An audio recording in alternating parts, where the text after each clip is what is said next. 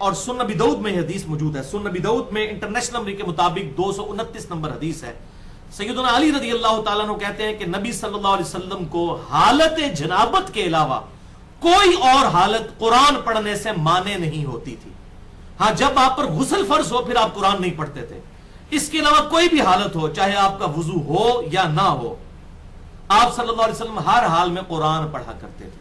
قرآن کے لیے وضو شرط نہیں ہے زبانی پڑھنے کے لیے. اور آج کل تو ٹچ سکرین موبائل آ گئے ہیں, پی ڈی ایف فارم میں کمپیوٹر پہ آپ قرآن کھول لیں.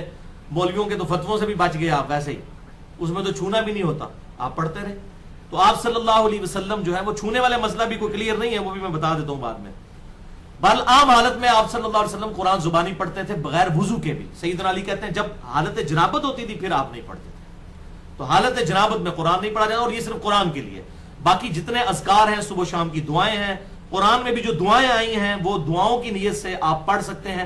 وہ صحیح مسلم میں حدیث ہے انٹرنیشنل نمبر کے مطابق 826 جنابت والے چیپٹر میں, کہ اما عائشہ سے جب یہی پوچھا گیا کہ آپ صلی اللہ علیہ وسلم اللہ کا ذکر ہر حال میں کیا کیا کرتے تھے, تو حضرت عائشہ نے کہا کہ کوئی بھی حالت ہو آپ صلی اللہ علیہ وسلم ہر حال میں اللہ کا ذکر کیا کرتے تھے. چاہے آپ پہ حالت جنابت ہو یا کوئی اور حالت ہو, ذکر نہیں چھوٹتا تھا. یہ حالت جنابت جو ہے وہ نماز اور قرآن پاک کے حوالے سے پروٹوکول ہے.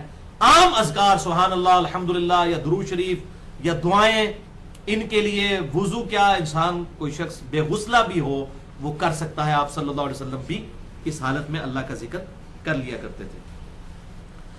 اب آ جائیے بھائیوں قرآن پاک کو چھونے کے اعتبار سے. اس کے بارے میں بھی چونکہ واضح احادیث موجود نہیں ہے, جب واضح احادیث موجود نہیں ہوں گی پھر علماء کے فتوے ہوں گے, جب فتوے ہوں گے پھر دونوں طرف ہوں گے. اور وہ جو قرآن کی آیت سورۃ الواقعہ کی لیتے ہیں لا یمسہ الا المطہرون, آپ دیکھیں اس آیت کو بالکل آؤٹ آف کنٹیکسٹ وہ کوٹ کر رہے ہوتے ہیں. وہ آیت تو اس طریقے سے ہے ہی نہیں ہے. وہ آیت ہے سورہ الواقعہ آیت نمبر 77 سے لے کر 80 تک.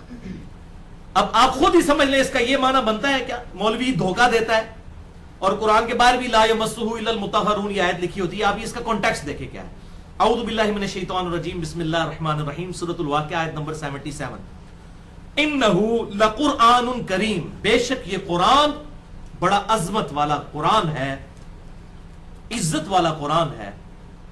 فی کتاب مکنون, یہ کتاب لکھی ہوئی ہے اس کتاب مکنون لوح محفوظ میں. لا یمسہ الا المطہرون, اور اس لوح محفوظ میں اس قرآن کو ہاتھ نہیں لگا سکتے مگر پاکیزہ لوگ, یعنی فرشتے. وہ کافر کہتے تھے یہ قرآن جو ہے وہ جنات نے نازل کیا ہے معاذ اللہ حضور کے اوپر. اللہ نے فرمایا جنات کی تو پہنچ ہی نہیں لوح محفوظ پہ, وہاں تو صرف پاکیزہ فرشتے چڑھ سکتے ہیں وہاں تک. تنزیل من رب العالمین, یہ اتارا ہوا ہے رب العالمین کا. تو کانٹیکسٹ ہی بتا رہا ہے کیا, فی کتاب مکنون لا یمسہ الا المطہرون تنزیل من رب العالمین, یہ کتاب نازل کی ہوئی ہے رب العالمین کی طرف سے. تو یہ بالکل اس کو اس طرح کہنا ہے لا یمسہ الا المطہرون, اس کو پاکیزہ کے علاوہ کوئی چھو نہیں سکتا. تو اگر کوئی لینا بھی ہے تو پاکیزہ سے مراد یہ ہے کہ جنبی شخص نہیں ہونا چاہیے, بغیر وضو والا ہے تو اس میں کوئی معاملہ نہیں. میں اس میں بہرحال درمیان کا موقف رکھتا ہوں دلائل کی روشنی میں. میرے نزدیک یہ ہے کہ کتاب و سنت کے دلائل کی روشنی میں, چونکہ یہ فتویٰ ہے, اس میں کوئی واضح قرآن و حدیث کی آیات موجود نہیں, نہ کوئی حدیث موجود ہے, کہ جس شخص نے قرآن پاک کی تلاوت کرنی ہے تو وہ پروٹوکول کے ساتھ وضو کر کے کرے. قرآن کو ہاتھ میں پکڑنا ہے, جب زبانی کرنی وہ تو ٹھیک ہے, جب قرآن پکڑ کر اس کی تلاوت کی نیت سے اسے پکڑتا ہے تو وضو کا اہتمام کر لے. البتہ اگر قرآن سیکھنے کے لیے پڑھ رہا ہے, یعنی اس کو سمجھ رہا ہے اس میں کیا لکھا ہے, تفسیر پڑھ رہا ہے اردو لنگوسٹک, پھر وضو کے چکر میں ڈالنا, یہی تو مولویوں نے قرآن سے لوگوں کو دور کر دیا ہے. کئی لوگ بیچارے بہانہ کرتے ہیں وہ تو نماز نہیں پڑھتے کہ ہمارا وضو نہیں ٹھہرتا. ٹھیک ہے, آپ ان کو قرآن میں بھی, یہ تو کتاب زندگی ہے بھائی. کئی بار ایسا ہوتا ہے میں رات کو اٹھتا ہوں نا تو سوچتے سوچتے ایک دماغ میں کوئی بات آتی ہے نا, تو یقین کریں کوئی بات آئی دماغ میں, پھر میں لیٹتا نہیں ہوں, میں اٹھ کے فوراً قرآن پاک کھول کے نا وہ آیت کوئی ذہن میں آ گئی اسی ٹائم دیکھتا ہوں. اب میں اگر وضو کرنے کے لیے چلا جاؤں تو قرآن پاک کے ساتھ میرا شغف ہو سکتا ہے. یہ میری کتاب زندگی ہے, یہ تو میرے سراہنے پڑھی ہونی چاہیے, میری ٹیکسٹ بک ہے, جس کو کہتے ہیں نا اس کو بغل میں رکھنا ہے, ہر وقت اپنے پاس رکھنا ہے. آپ دیکھ لیں وہ جو جتنے یہ پریسٹ ہیں ان کے کرسچنس کے, انہوں نے بائبل جو ہے بغل میں دبائی ہوتی ہے ہر وقت, ریفرنس کے لیے کوٹ کرتے ہیں. یہ تو کتاب زندگی ہے, آپ وضو کے چکر میں لوگوں کو ڈالیں گے اس حوالے سے. سمجھنے. ہاں آپ تلاوت کے لیے کرتے ہیں پروٹوکول کے ساتھ کریں, لیکن اگر کوئی اس میں کے لیے بھی وضو کا اہتمام نہیں کرتا تو کوئی اس میں مسئلہ نہیں ہے, نہ یہ ایسا معاملہ ہے جس کے اوپر کسی کی گرفت کی جا سکتی ہے. البتہ اس حوالے سے میں ایک بات کر دوں, اکثر مولوی جو ہے وہ مسلمانوں کو کیا, وہ غیر مسلموں کو بھی قرآن نہیں پڑھنے دیتے, اور مولوی اتنا بیوقوف ہے اور ناسمجھ ہے, وہ کہتا ہے جی آپ نے غیر مسلم کو قرآن دینا نا تو قرآن کا ترجمہ دیں, قرآن نہ دیں.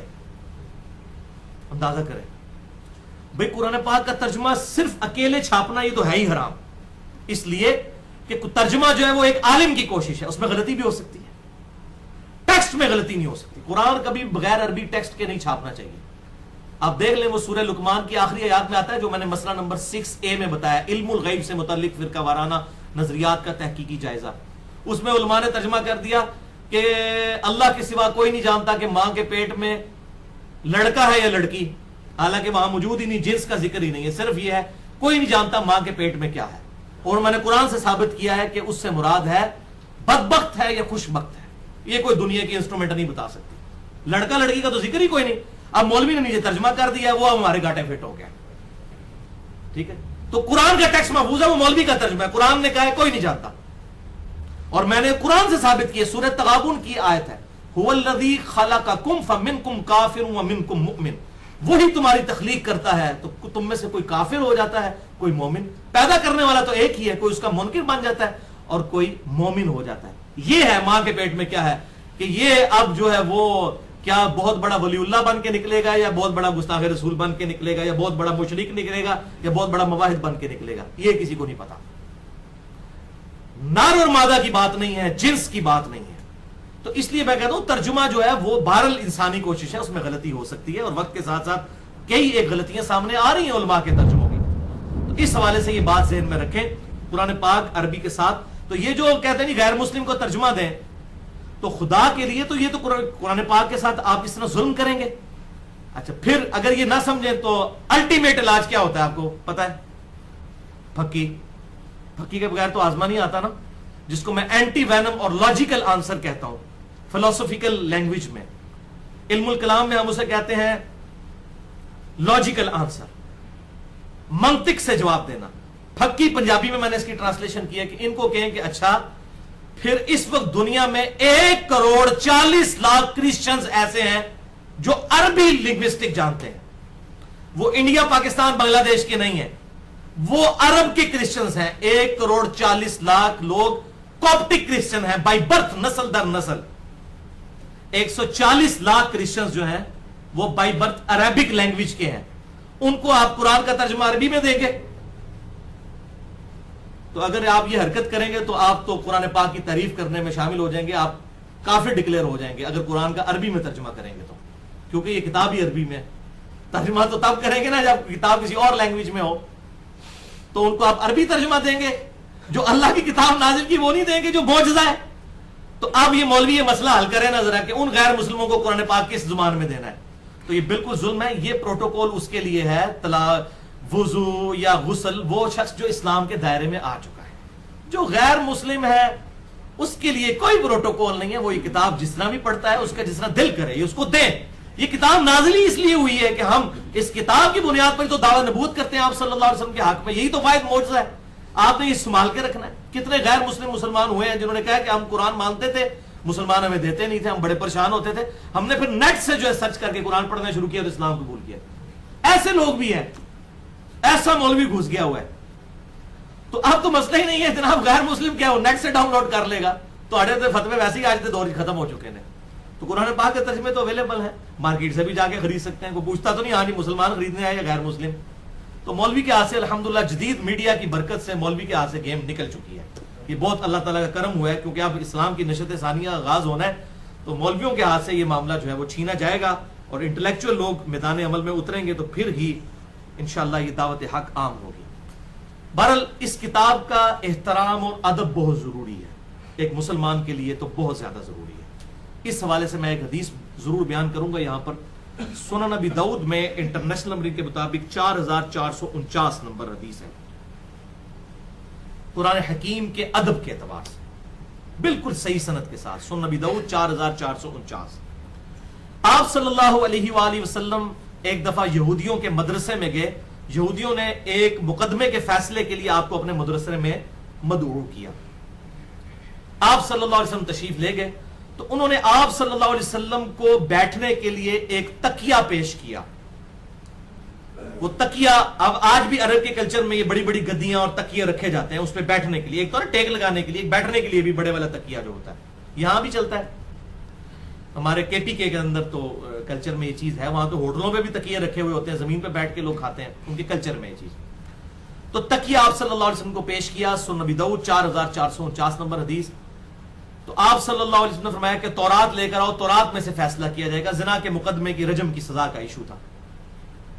تو آپ صلی اللہ علیہ وسلم اس تکیے پر بیٹھ گئے اور تھوڑی دیر کے بعد جب وہ یہودی تورات لے کر آئے تو آپ صلی اللہ علیہ وسلم اس تکیے سے اٹھ کر زمین پر بیٹھ گئے اور تورات کو تکیے کے اوپر پروٹوکول کے ساتھ رکھا, تعریف شدہ تورات کو اتنی عزت دی اور کہا کہ میں اس تورات پر ایمان لایا اور اس کے نازل کرنے والے پر بھی ایمان لایا.